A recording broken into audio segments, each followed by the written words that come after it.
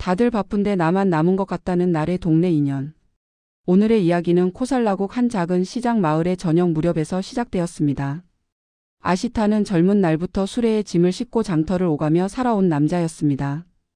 해가 뜨기 전에 일어나 짐을 싣고 해가 질 때까지 사람들을 만나는 삶이었습니다.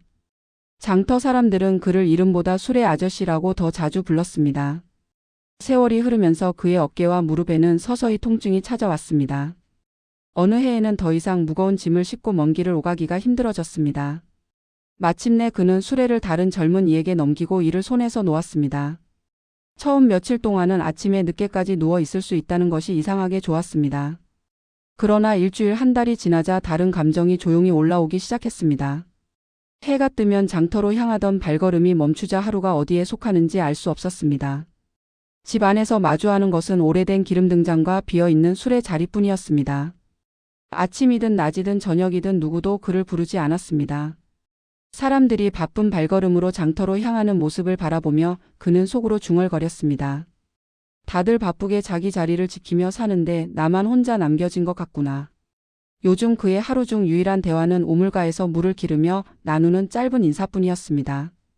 반찬가게 주인이 오늘은 조금 얼굴빛이 좋아 보이시네요. 라고 말해줄 때면 가슴이 조금 덜 허전했습니다. 사찰에서 열리는 법회에 가서 함께 연부를 따라 부를 때면 잠시 마음이 덜 비었습니다. 그러나 집으로 돌아오는 길에는 다시 이런 생각이 따라붙었습니다. 이 나이에 친구를 새로 사귄다는 게 가능하기나 할까? 괜히 모임에 끼어들었다가 남들이 불편해하면 어쩌나? 내가 너무 한가한 늙은이처럼 보이지 않을까? 어느 날 저녁 아시타는 강가 둑을 따라 천천히 걸었습니다. 강 건너 숲에는 서로 다른 나무들이 줄지어 서 있는 것이 보였습니다. 굵은 나무, 가는 나무, 키 작은 나무들이 섞여서 있었습니다. 해가 기울면서 그 나무들 아래에는 넓은 그늘이 하나로 이어져 있었습니다. 아시타는 그 모습을 잠시 바라보다가 다시 고개를 숙였습니다. 나는 이제 어느 숲에도 속하지 못한 나무 같구나. 그렇게 생각하자 가슴 한켠이 서늘해졌습니다.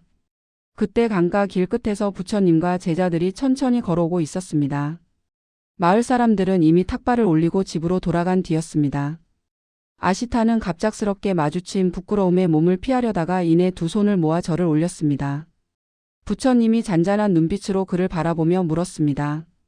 이 저녁 그대의 마음에는 어떤 바람이 지나가고 있느냐? 아시타는 잠시 숨을 골랐습니다.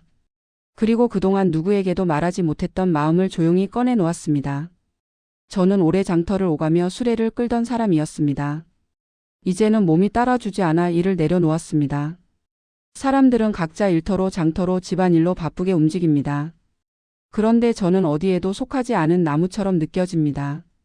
그는 말을 이었습니다. 우물가에서 나누는 짧은 인사와 사찰 법회에서 듣는 연불이 하루 중 유일한 대화입니다. 그 작은 모임에 가면 잠시 마음이 덜 허전하지만 돌아오는 길에는 생각이 많아집니다. 이 나이에 친구를 새로 사귄다는 것이 가능할까 싶습니다. 괜히 모임에 끼어들었다가 어색한 공기만 만들까 두렵습니다. 부처님은 조용히 강 건너 숲을 바라보셨습니다. 그리고 손가락 끝으로 저 멀리 서 있는 나무들을 가리키셨습니다. 저 숲에 서 있는 나무들을 보아라.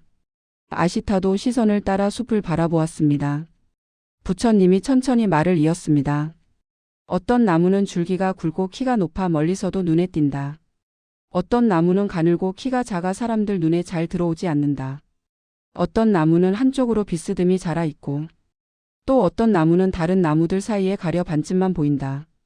겉으로 보면 굵은 나무가 더 의지할 만해 보일 수 있다. 그러나 숲의 그늘은 한 나무만이 만드는 것이 아니다. 굵은 나무, 가는 나무, 키 작은 나무가 함께 서 있어야 넓고 시원한 그늘이 생긴다. 부처님의 목소리가 바람처럼 부드럽게 이어졌습니다. 사람의 인연도 그러하다. 한 사람은 왕궁의 일을 맡고 한 사람은 장터에서 수레를 끌며 또 한 사람은 반찬 가게를 지키고 또 다른 이들은 사찰의 종소리를 맡아 생활한다. 각자의 키와 굵기와 모양은 다르지만 함께 있을 때에야 비로소 한 마을의 그늘이 만들어진다. 아시타는 말없이 그 말을 들었습니다. 부처님이 다시 물었습니다. 그대가 우물가에서 나누는 짧은 인사와 법회에서 함께 연불하는 숨을 어떻게 바라보고 있느냐? 아시타는 조금 부끄러운 얼굴로 대답했습니다. 그저 시간이 남으니 가는 곳이며 심심함을 덜기 위해 잠시 머무는 곳이라고만 여겼던 것 같습니다. 부처님이 고개를 천천히 저었습니다. 그것은 그저 남는 시간이 흘러가는 자리가 아니다. 숲 속의 나무들이 서로 기대지 않으면서도 함께 한 그늘을 만들고 있는 자리와 같다. 부처님은 말을 이었습니다. 깊이 뿌리를 내린 나무만 소중한 것이 아니다. 여린 가지를 가진 나무도 옆에 서 있는 것만으로도 바람을 나누고 빛을 나눈다. 그대가 우물가에서 오늘도 물을 많이 기르셨습니까? 라고 건네는 한마디와 반찬가게 주인이 오늘은 얼굴빛이 한결 좋아 보이십니다.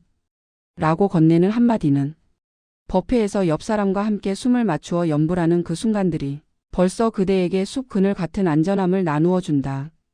그대는 혼자 남은 나무가 아니다. 그대는 이미 여러 나무 사이에 서 있는 하나의 기둥이다. 다만 스스로를 숲 밖에 서 있다고 여겨 마음이 추워질 뿐이다. 아시타의 가슴 한켠이 조금 따뜻해지는 것을 느꼈습니다. 그는 조심스럽게 물었습니다. 그러면 이 나이에도 새로운 사람들 틈에 앉는 것이 헛된 일은 아니겠습니까? 부처님이 미소를 머금고 대답했습니다. 숲은 늘 같은 나무만으로 머무르지 않는다. 새로 자라는 나무도 있고 늙어 껍질이 거칠어진 나무도 있다. 그러나 모두 함께 있을 때 비로소 숲이라 부를 수 있다. 그대가 작은 모임 한켠에 조용히 앉는 것만으로도 누군가에게는 시원한 그늘이 되어줄 수 있다. 그대에게도 다른 이들이 만들어주는 그늘이 있다. 그것을 허락하고 감사히 바라보는 눈을 배우는 것이 이제 그대에게 주어진 공부다. 아시타는 깊게 숨을 들이마시고 내쉬었습니다. 다들 바쁜데 나만 남은 것 같다는 생각이 조금은 모양을 달리해 흩어지는 느낌이 들었습니다. 그날 이후 아시타는 사찰의 작은 법회에 더 자주 나갔습니다. 장터로 가는 길에 반찬가게 주인과 마주치면 예전보다 한마디라도 더 안부를 건네보았습니다. 우물가에서 물을 깃는 이들과 눈이 마주치면 짧게라도 인사를 나누며 웃어보았습니다. 어느 날 그는 법회가 끝난 뒤 옆자리에 앉아있던 노인을 향해 조용히 말했습니다. 다음에도 혹시 이 시간에 오시겠습니까? 같은 자리에 앉아 함께 연불을 하면 좋겠습니다. 노인은 고개를 끄덕이며 웃었습니다. 그러지요. 같이 앉아 있으면 마음이 덜 외로운 것 같습니다. 그 말에 아시타의 가슴에 조용한 그늘이 한 겹 더 드리워지는 것 같았습니다. 깊게 얽힌 인연은 아니었지만 숲속 나무들처럼 서로를 괜찮게 만들어주는 느낌이었습니다. 집으로 돌아오는 길에 그는 강 건너 숲을 다시 바라보았습니다.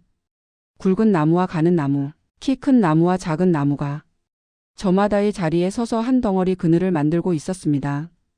아시타는 속으로 조용히 말했습니다. 나도 저 숲의 한 그루 나무처럼 이 마을 그늘의 한 조각으로 서 있으면 되겠구나.